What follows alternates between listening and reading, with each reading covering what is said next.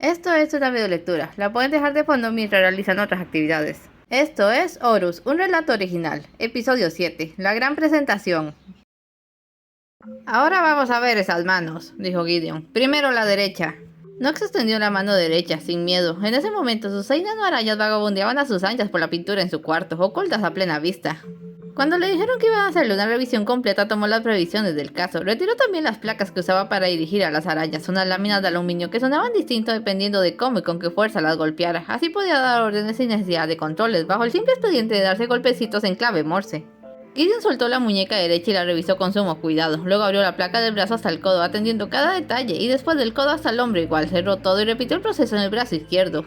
Las palabras revisión completa estaban bien aplicadas. Gideon no dejaba nada sin ver ni tantear, y era realmente extraño para Nox sentirse tan vulnerable con aquel hombre, pero a la vez tan seguro. El cuarto donde lo revisaban era privado, estaban solos, él y su criador. Él siguiendo con atención calculada cada paso, grabándose cada parte de su anatomía descubierta, su criador repasando el cuerpo que había creado con cada detalle. Cuando le levantó la careta y empezó a trastear en su cara, se sintió pasmado. No sabía que esa cosa era removible. Según entendía, sus ojos, que ahora solo veían sombras y dedos, eran un par de focos lumínicos. Cuando de súbito se quedó ciego, tuvo deseos de gritar, pero se contuvo para no dar una mala impresión. Esperó pacientemente hasta que su vista volvió con renovada claridad, y al tener otra vez la careta supo que le habían cambiado las lentes por unas nuevas. Se sentía muy bien. Seguidamente Gideon inclinó la silla móvil en la que estaba Nox. El general inclinó la cabeza ansioso. Esa era la parte que esperaba, su pecho, donde se guardaba su cerebro. Moría por ver eso, pero se llevó un chasco cuando descubrió que la careta no le dejaba bajar la cabeza todo lo que deseaba. ¿Qué era ese sonido de corriente invencible? ¿Qué significaba ese fulgor azul que brotaba de su pecho? ¿Has notado que te pegas en las muñecas?, preguntó entonces el profesor. ¿Cómo dice?, preguntó Nox con un ligerísimo temblor. ¿Cómo sabía él eso? Creo que tienes un tic. Con tanto trauma en tu vida no me extraña. Nox le quiso decir que él era de los mayores traumas en su vida, pero se contuvo para ver en qué paraba aquello. Lamentaba haber dejado afuera la espada. Creo que es algo en la sinapsis, siguió Gideon. Es un área delicada. Necesito bajar un poco tu nivel de reacción. Va a ser algo curioso, no lo dudes. El general estaba a punto de preguntarle el por qué cuando tuvo la más extraña de las sensaciones. Su cabeza cayó contra el asiento al ya no poder sostenerla. Parecía que había perdido toda conexión con su propio cuerpo y ahora estaba en su mente, sin poder ver o sentir nada afuera, metido en un insólito vacío en el que solo existía como una idea. Estando en ese estado de conciencia aparte, pudo pensar en algunas cosas, en todo lo que había pasado desde la muerte de Asimov. Todo había sido muy rápido. Apenas Gideon consideró que su nariz ya estaba bien, aunque todo el mundo le decía que no, se levantó y dejó muy claro dos cosas: que no haría la presentación y que se negaba a aplazar la fecha. De modo que la última semana había sido la más agitada en la vida de Nox. Había demasiadas cosas que hacer, demasiadas pruebas que Asimov ya había pasado y que Nox debía pasar, y demasiadas cosas que Asimov ya sabía por implementación, pero Nox debía aprender antes de encarar a la humanidad. Afortunadamente a Nox le gustaba aprender. Le hicieron evaluaciones físicas y eléctricas, lo enfrentaron a situaciones extrañas como atender a una multitud de preguntas o enfrentarse a una abierta hostilidad por su condición de máquina, pero sin duda lo que más le había impactado fue su primera vez en la red. Antes de dejarlo solo frente a una computadora le dieron un centenar de reglas. La principal era que no podía conectarse directamente a la computadora, solo usarla. A Nox no le gustó la idea de usar otra máquina, pero no tenía más términos, en calidad de usuario. La razón que Gideon le dio para esto era no exponerlo al spam, y una vez que le hubieron explicado el concepto de información basura, a él que pensaba que toda la información era útil, el horrorizado general dejó claro que jamás se conectaría a la red, y que desde ese momento consideraba spam, por alguna razón le atribuyó caracteres de individuo, como su más mortal enemigo.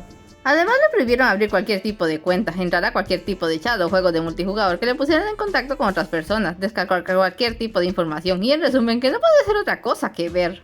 Nox se tomó su limitada libertad al pie de la letra y pasó las siguientes 5 horas dando clic con el ratón. Le encantaba ese pequeño apéndice, a cuanto enlace veía. Gideon tuvo que ir a sacarlo de allí. Sus conclusiones finales es que había demasiadas personas en la red. Los técnicos se rieron, que también había mucho del sucio trabajo de spam, de nuevo risas, pero que algún día iba a deshacerse por completo de él. Ese fue el chiste de la semana. Y que igual estaba encantado ante aquel compendio de toda la información del mundo. Después de tanta prueba y a solo un día de la presentación que se efectuaría en la sede de las Naciones Unidas frente a los líderes del mundo, el periodista de todo el planeta solo quedaba esa revisión y afinación de parte de su creador. Nox se divagaba cuando tuvo una extraña idea que nada tenía que ver con sus reflexiones serias del momento. Recordó que había sentido familiaridad por aquel cuarto oscuro cuando lo llevaron a él. No era la gran cosa, la silla móvil la habían traído, de modo que no había nada allí salvo la puerta y una minúscula ventana. Sin embargo, le dio la impresión de ya conocerlo, a pesar de no recordar haber estado nunca allí. De pronto recuperó la sensibilidad, o eso pensó. No estaba sintiendo, recordaba algo que había sentido. Alguien le rodeaba desde atrás con brazos fuertes, alguien respiraba despacio aferrado a él. y el latir de su corazón se mezclaba con los ruidos de su cuerpo, como si tuviera un corazón de carne latiendo con fuerza en su pecho de metal. Ya está, mira a ver qué te parece. La vuelta a la realidad fue tan súbita que lo sobresaltó, movió rápido la cabeza, pero ya le había cerrado el pecho, se había perdido todo. Al mirar por la ventana le asombró descubrir que era ya de noche, habían entrado allí en la mañana, había durado todo el día su afinación. Buscó a Gideon y lo halló guardando sus herramientas. Se bajó de la silla de un salto y descubrió un espejo ubicado a propósito. Se miró con creciente entusiasmo, estaba pulido y brillante como una moneda nueva, y se sentía igual de bien. Lo habían aceitado en profusión, cambiado piezas sueltas y ya toscas por nuevas. Cierto chirrido en su pierna izquierda, del cual no le había hablado a nadie, se había ido. Lanzó algunos golpes en el aire para probar la flexibilidad. Era un excelente trabajo, que le permitió perdonarle muchas faltas al profesor, y casi todas cuando halló su espada pulida y con un nuevo y magnífico agarre magnético para fijarlo a la cadera. Se la puso y se volvió al profesor. No sabía qué decirle. Profesor, de nada, se adelantó Gideon. Cuando acabes, ve a tu cuarto. Toma lo que pienses llevar y preséntate en el garaje. Nos vamos esta misma noche. Debemos estar mañana a primera hora en Manhattan. Knox ya había visto suficiente. Esperó a que Gideon saliera, dio una vuelta al cuarto, se asomó a la ventanita y cuando llegó al convencimiento de que jamás había estado allí hasta ese día, se alzó de hombros y salió. En su cuarto fingió mover del lugar la pintura para recuperar a sus arañas. Luego tomó 2 libros de su restituido librero, los 2 que Margaret le regalara primero. También tomó su cuaderno de notas. Nunca había podido llevar un diario serio, solo podía hacer listas y pequeñas anotaciones. Y ordenándole a Alpha seguirle, salió dejando todo lo demás. El Stinker tenía una capa de pintura nueva en tono rojo y azul rey, cortesía de Neo. Knox había establecido que lo quería como su guardaespaldas, aunque no tuviera actitudes defensivas y diera más gracia que otra cosa verlo ir dando saltitos detrás de Knox. En el garaje los esperaba un camión de transporte especial con una escolta de 6 vehículos. ¿Nervioso?, le preguntó Margaret saliéndole al paso. Solo porque parece que van a llevar una bomba, dijo Knox, y ella se rió. Ya la había perdonado, amaba que se riera. Todo saldrá de maravillas, mañana el mundo te conocerá. Sí, el mundo entero. ¿Estarás allí? Por supuesto. Entonces no tengo miedo. Margaret se sonrojó levemente, y esa última imagen de ella fue lo que Knox se guardó cuando cerraron las puertas del camión y se quedó solo en la oscuridad con Alpha. Knox repasó una vez más el folleto informativo que Margaret le había conseguido. El viaje había sido largo, pero él se las había pasado dormitando a medias con una batería aparatosa para asegurarse de que llegara con su carga completa mientras soñaba. Soñaba con el mundo que ayudaría a crear. Soñaba con las grandes perspectivas para el futuro. Soñaba con Margaret muy cerca, lo bastante cerca para ver las delicadas líneas de su boca. Sus ensoñaciones, que llevan por rumbos poco recomendables, se detuvieron junto al camión. De allí lo pasaron a otro tipo de vehículo de carga, cuya única función era que nadie le viera ni el color de los ojos. Lo llevaron en eso a lo que luego supo que era el salón de conferencias, y allí lo dejaron en un apartado oscuro, tras bambalinas. Después le trajeron a Alpha, y luego Margaret le trajo otro folleto. Calculó al menos una hora desde que empezó a escuchar el ruido de una multitud que se reunía antes de que Gideon llegara. ¿Listo para el gran momento? Ansioso. Esa es la actitud, pero hay algunas cosas que debes saber y tomar en cuenta. Lo escucho, profesor. Esta presentación no es solo llegar y decir hola, soy una máquina inteligente, llevo 3 años en esto y todos siguen creyendo que es ciencia ficción. Vas a lidiar con gente poderosa, pero principalmente gente escéptica con muchas teorías descabelladas para desacreditarte, desde que te manejamos a control remoto hasta que eres un tipo en armadura. Lo más importante en lo que debes concentrarte es en probarle 3 cosas. Primero, que eres una máquina. Segundo, que eres inteligente. Y tercero, que ninguna de las 2 anteriores representa una amenaza para ellos. Aquí no te enfrentas a personas, enfrentas potencias susceptibles que pueden aniquilarte. Revisa el horario que te plantearon, se supone que es para probarte, pero yo diría que intentan burlarse de ti. Sacó una hoja de papel con los bordes doblados. Mira esto, 7:30, o sea, dentro de 5 minutos la gran confrontación. Esperan un discurso o algo así, y luego te van a acribillar a preguntas. Era asombroso lo molesto y a la vez calmado que podía oírse. Y aquí empiezan las bromas. 9:30, desayuno. Te quieren ver frente a una mesa llena de comida que no puedes comer. Más charlas y preguntas, que no te asombren si te sirven tornillos. Luego creo que te van a dar un recorrido para que te mezcles. Aquí no hay tanto problema, tienes un buen diccionario de idiomas. Se van a quedar pasmados cuando vean que les puedes hablar a todos. Y aquí viene la parte que no me gusta. Nos perfiló ligeramente un ojo, en lo que sería el ademán de enarcar una ceja. O sea que el resto sí le gustaba. El presidente está terco en la idea de que le encantaría ver tu cerebro. A mí también, se le escapó a Knox. Gideon frunció el ceño, Knox bajó la cabeza penado. Si no fuera quienes lo mando a freír espárragos, dijo Gideon con insolencia. Basta de esto, hagámoslo. Y salió de allí. Lo siguiente era la presentación, había llegado la hora. Damas y caballeros. Escuchó la voz de Gideon en el escenario, intentó imaginarlo con su bata de médico y su nariz medio rota, sacudió la cabeza, esa imagen le daba demasiada risa y la idea era ser serio, escuchó y se preparó para salir. Cuando hace 3 años puse en juego mi carrera, mi nombre, mi dignidad y hasta mi vida al afirmar haber encontrado el secreto de la inteligencia artificial, o como yo lo llamo, la inteligencia activa, muchos levantaron voces en mi contra. Mis detractores me llamaron viejo senil, creo recordar. Mis partidarios dejaron de saludarme en la calle y me volví blanco de amenazas por parte de los neoluditas, gracias a los cuales hace más de 2 años que no piso mi casa. No se escuchaba tras bambalinas con estupor. ¿Todo eso había sacrificado el profesor para crearlo? Sintió un renovado respeto hacia él. De hecho, desde que Asimov se fuera, la actitud del profesor hacia él había cambiado considerablemente. Quizás fuera porque ya no podía ignorarlo tras la excusa de su hermano. Y ahora puedo decirles, no, ¿para qué ser hipócrita? Puedo restregarles en la cara. El cinismo de aquello era tremendo. A los neoluditas, a todos los que se burlaron de que lo he conseguido ante ustedes. El día de hoy, una máquina inteligente, el resultado de una vida. El general Fort Knox, el fuerte Knox. Y finalmente Knox pudo pisar el salón de conferencias de la ONU. Había toda una multitud allí presente, los mandatarios con sus gafetes de sus países, decenas de periodistas, todo un marco de géneros y razas humanas. A un lado, medio ocultos, vio a Margaret, a Neo y a los técnicos de Industrial Engineering. Gideon ya se reunía con ellos. Se ubicó frente al estrado, ajustó el micrófono en medio de un tenso silencio. Sabía que todo el mundo lo estaba mirando expectante. Como estaba hecho para tratar de simular expresiones humanas, hizo la pantomima de quien respira profundo, luego la de quien se aclara la garganta, y finalmente empezó. Señoras y señores, dijo, para no irse exactamente igual a Gideon que había dicho damas y caballeros. Es un honor y un privilegio para mí estar hoy ante tantos hombres y mujeres de valor, no por sus rangos de líderes, sino por su entrega al aceptar el peso de naciones enteras sobre sus hombros, grandes en su meta de lograr un mundo mejor. Mi más sincero agradecimiento por esta noble oportunidad.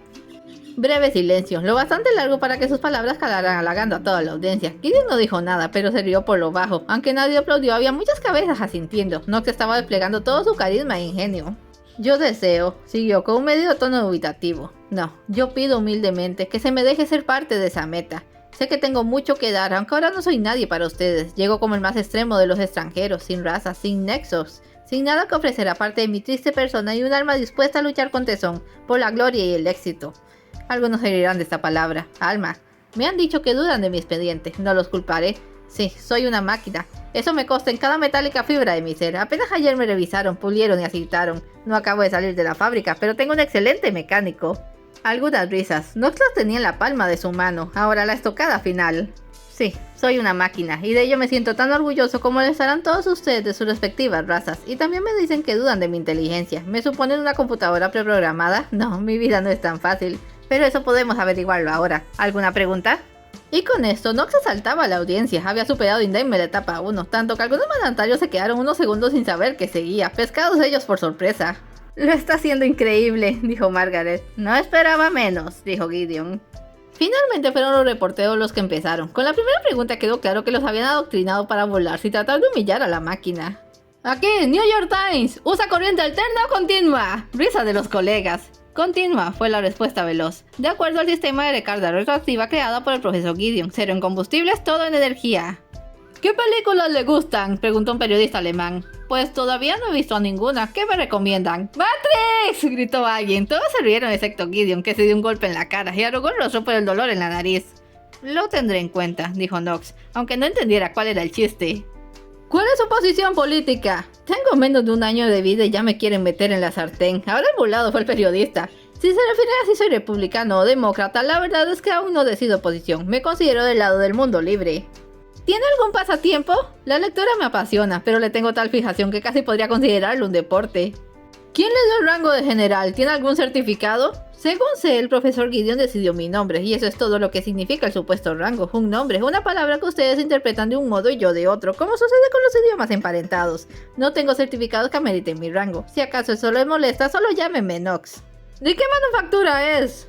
Manufactura mundial. Se me fabricó con acero fundido de distintas aleaciones, con materiales de diferentes partes del mundo. Ahora que si se refiere a la construcción, soy de manufactura estadounidense, pues esa es la raza de mi creador, el profesor Gideon. ¿Está conectado a la red? Me dejaron visitarlo una vez, pero no puedo conectarme. Además, no pienso hacerlo hasta eliminar a spam. Margaret y Gideon se miraron.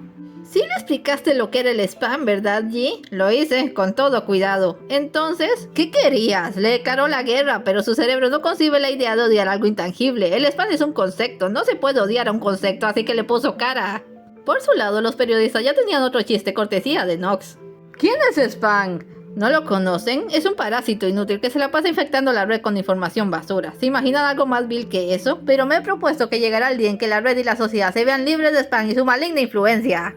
La hilaridad de la sala casi se sentía. Un pinchazo bastaba para reventar la burbuja. ¿Y cómo pretende librarse del malvado spam? Aún es algo pronto para eso, pero que sepa que tiene un enemigo que temer. Lo importante, no obstante, es ayudar a la sociedad, a ambas sociedades, la humana y la mecánica, para alcanzar la igualdad. Esta línea desinfló la burbuja. Dijo, ¿una sociedad mecánica? Existe una sociedad mecánica. Son las computadoras, los teléfonos, las innumerables máquinas con las que comparten el día a día. Desde la revolución industrial, humanos y máquinas han evolucionado juntos, mano a mano. Yo soy el último paso de esa larga cadena. ¿Por qué negarle a mis semejantes el maravilloso don que la humanidad me ha dado? No me considero tan especial. Entonces, ¿espera que las máquinas avanzadas sean todas inteligentes? Por supuesto que no, dijo Nox, relajando la tensión. Pero al segundo siguiente lo arruinó. Espero que todas las máquinas sean inteligentes. En la sala se hizo el silencio, los líderes se miraban desconcertados, los técnicos de Industrial Engineering estaban nerviosos. Se diría que allí solo había dos seres calmados, Gideon ante la confirmación de lo obviamente inevitable y Nox con la conciencia limpia y el efecto esperado. Es todo por hoy, no se vayan sin dejar un like y un comentario, y nos vemos en el siguiente episodio.